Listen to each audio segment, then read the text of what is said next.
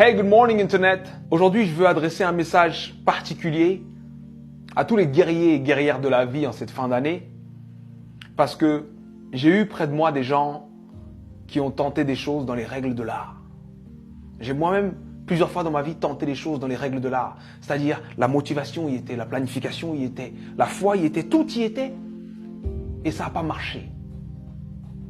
Et ça arrive. Des fois, ça arrive même que tu sais que ça va marcher, tu fais tout pour que ça marche, mais d'autres choses que tu croyais là s'effondrent. Des imprévus de la vie arrivent en angle mort et boum! Des choses qu'on peut appeler catastrophiques. Et là, tu te poses la question, mais pourquoi moi? Pourquoi c'est aussi dur pour moi? Pourquoi ça m'arrive à moi? Si tu es de ceux qui se posent cette question, il faut que je te raconte l'histoire d'un homme.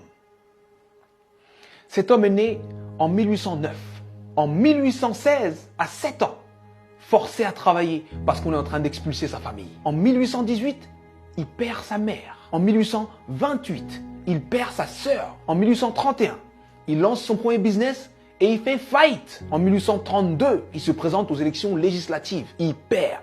En 1833, il emprunte de nouveau de l'argent pour créer un business qu'il lance et qui fait faillite encore. En 1835, il rencontre une femme merveilleuse, il tombe amoureux d'elle, il se fiance et elle meurt. En 1836, il rentre dans une période sombre de sa vie, il rentre dans une dépression profonde.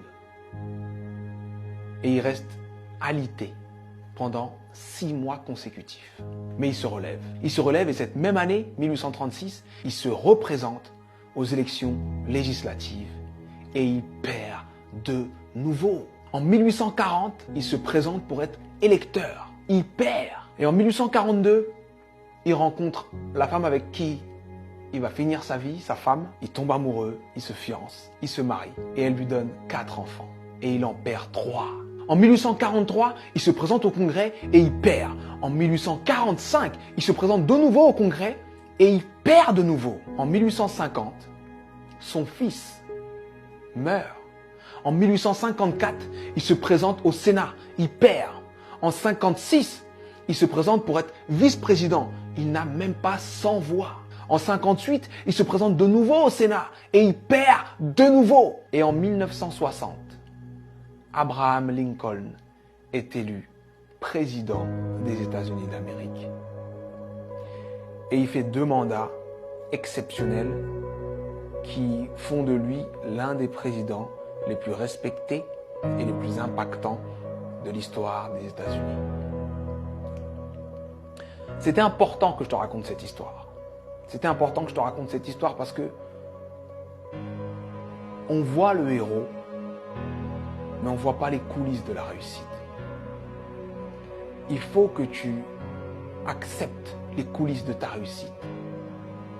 Peu importe la difficulté, peu importe ce qui se passe, peu importe ce que tu dis, sache que tant que tu respires, ton but t'attend. Tant que tu respires, ton rêve t'attend. Et je vais te dire une chose que je veux que tu gardes dans ta tête et dans ton cœur le plus longtemps possible et que tu te répètes le plus souvent possible.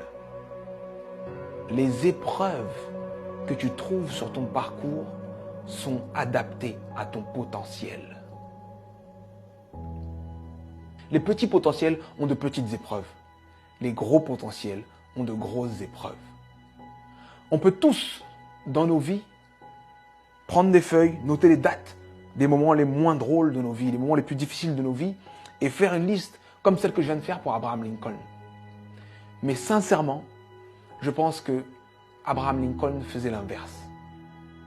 Pour avancer dans les coulisses de la réussite, pour avancer face à toutes ces épreuves, il faut se focaliser sur ce qu'il y a de bon, de positif, et ce qui nous donne envie d'avancer. Donc, je sais que ça peut être dur d'être au cœur de la tourmente, ça peut être dur de perdre des gens, de faire face à l'échec encore et encore et encore. Mais, concentre-toi sur ce que tu es en train d'essayer d'accomplir et accomplis-le.